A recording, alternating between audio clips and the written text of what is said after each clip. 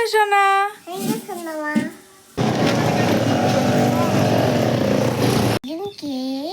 আমি খাই দিচ্ছি, রাখো, তুমি ফেলে দেবা।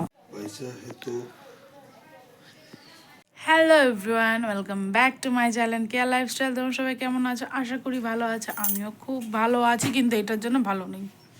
তো কতগুলো দিন ধরে এসে বসে আছে, যায়ও না। আর এই যে সোনা, সোনা গুড মর্নিং বলো। Good morning. সোনার এখন গুড মর্নিং হলো, আমার অনেকক্ষণ আগে হয়েছে। বিছানা তুলিনি, বাসি ঘর ঝাড় দেওয়া হয়ে গেছে। কিছু বাসনপত্র ছিল, সেগুলো সব মেজে ফেজে আসলাম। 10টা 7 বাজে, সোনার এখন গুড মর্নিং হলো।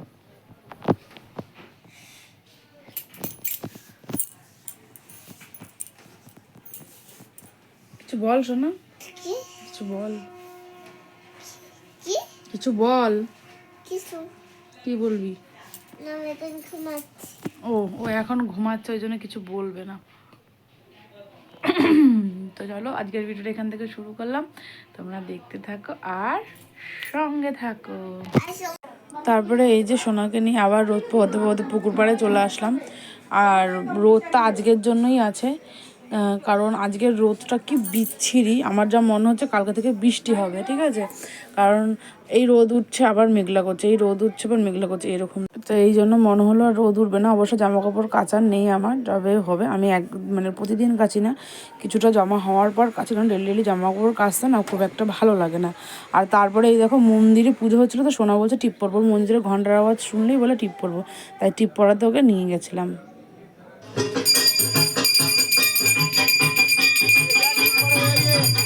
ওই যে ওই যে ওই যে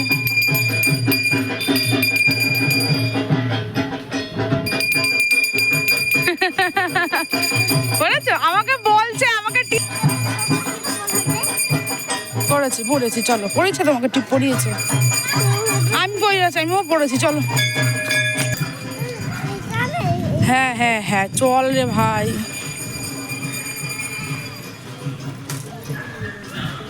মানে ও টিপ পড়েছে, আমাকেও পড়তে হবে আর কি, এরকমটা।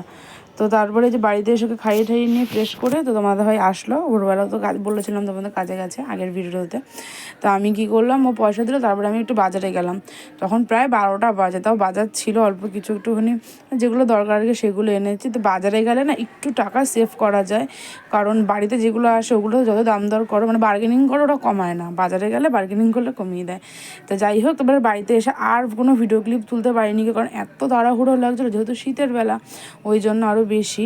এইসব একা হাতে সব কিছু করে আজকে বৌদিদের বাড়ি থেকে গিয়ে মশলা করে এনেছি। তো এখানে সব কাটাকাটি ডান। আর তোমাদের আগের দিন বলেছিলাম আমি মাংস রেখেছিলাম একটুখানি সলিড, ওই মাংসটা 4-5 পিস মতন 6 পিস মতন ছিল। সোনার জন্য 2 পিস করেছি, মাছটা রেখে দিয়েছি, মাছটা 3 পিসের মতনই করেছি। আর ওটা মাছও সোনা খাবে। আর ইসে করেছি মাংসটা, বেশ এই দুটো জিনিসই করেছে। আর কালকে ডাল ছিল, ওই ডালটাকে শুকিয়েছি, আর কিছু করিনি।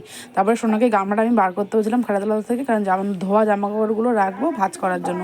তাই আমি সোনাকে বলছিলাম থ্যাংক ইউ আর আই লাভ ইউ। ও তাই বলছিল আই লাভ ইউ মা।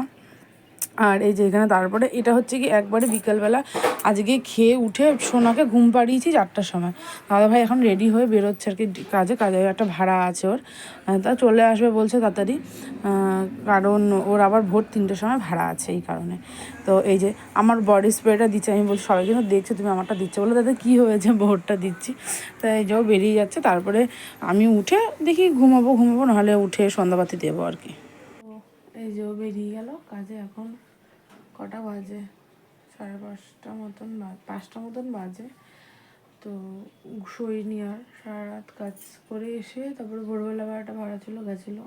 সে দুপুরবেলা খাওয়া দাওয়া করে একটু বেশ কিছুক্ষণ শুয়েছিল, তারপরে বেরিয়ে গেছে। আবার চলে আসবে আজকে রাতে, কারণ কালকে ভোর 5:30 আবার একটা আবার ভাড়া আছে। তো এই কারণে আজকে আমারও খেয়ে শুধু শুধু অনেক লেট হয়ে গেছে। 4টার সময় আমি সোনাকে খাইয়ে ঘুম পাড়িয়েছি, সোনার অনেক লেট হয়ে গেছে। যেদিনকে বাজার এক্সট্রা কিছু কাজ থাকে না, ওদিনকে প্রচণ্ড দেরি হয়ে যায়। আর যেহেতু শীতের বেলা, এই কারণে রান্নাবান্না করলাম এসে একা হাতে সবটা, যাদের একা সংসার তারা জানে। তো এখন আর ঘুম আসছে না, দেখি ঘুম আসলে ঘুমাবো, কি সন্ধ্যা হয়ে যাচ্ছে, আবার সন্ধ্যা দিতে হবে।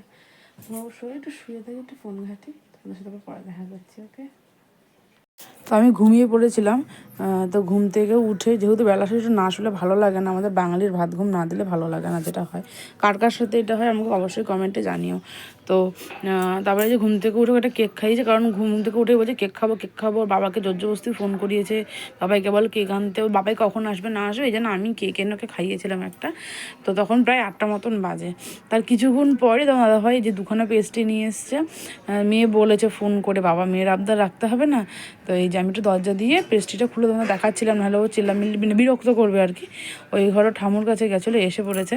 ও আমাকে বলছে তুই দরজাটা দিয়ে রেখেছিস কেন মা, মানে ও ভাবছে কি মা মনে একা খেয়ে নেবে। তো তারপরে ওকে এই যে খাওয়ালাম। ও তো মানে সেই খুশি, বাচ্চারা যেটা হয় আর কি, হেভি খুশি হয়েছে। তো ওর খুশি দেখে আমিও খুব খুশি, কারণ আমার বাচ্চাটাকে আমি খুশি করতে পেরেছি। তারপরে একবারে আমাদের সামনে রাতে ডিনার নিয়ে চলে এসেছে, যে চিকেন একটুখানি ছিল, আমি দুপুরবেলা চিকেনটা খাইনি, মাছ দিয়ে আর ডাল দিয়ে ভাত খেয়েছিলাম। আর এটা হচ্ছে মাছটা রয়েছে, আর যেখানে হচ্ছে রুটি। সবার তো দাদা ভাই সোনার খাওয়া হয়ে গেছে, আমি শুধু খাবো এখন। ওই যে তোমার দাদা ভাই শুয়েও পড়েছে না, তাড়াতাড়ি ঘুমিয়েছে বললাম না আজকে। তো চলো আমি ডিনারটা কমপ্লিট করে নিই, ওকে। খাওয়া দাওয়ার পর আর ভিডিওটা এন্ড করতে পারিনি, কারণ দাদাভাই ভোর 5টার সময় ভাড়া ছিল। আমি খেয়ে দিয়ে বাসন মাঝে মাঝে উঠে তো অনেক লেট হয়ে গেছিলো। ও তখন খেয়ে দিয়ে ঘুমিয়ে পড়েছিল। তো আমি কালকে সারা রাত ঘুমাইনি, ওকে 3টের সময় ডেকে চা টা করে দিয়েছি, তারপরে আমি শুয়েছি, এই উঠলাম। তো ভিডিওটা কীরকম লাগলো ছোট্টখাট্টো, তোমাদের ভালো লাগলে যদি অবশ্যই লাইক শেয়ার অ্যান্ড সাবস্ক্রাইব করো। আর যারা ফেসবুক পেজ থেকে তারা প্লিজ একটু ফলো করে নিও। তো চলো আজকের ভিডিওটা এই পর্যন্ত, দেখা হচ্ছে নেক্সট একটা ব্লগে খুব শিখে। তখন টাটা বাই বাই, সবাই সুস্থ থেকো, সাবধানে থেকো আর ভালো থেকো, বাই।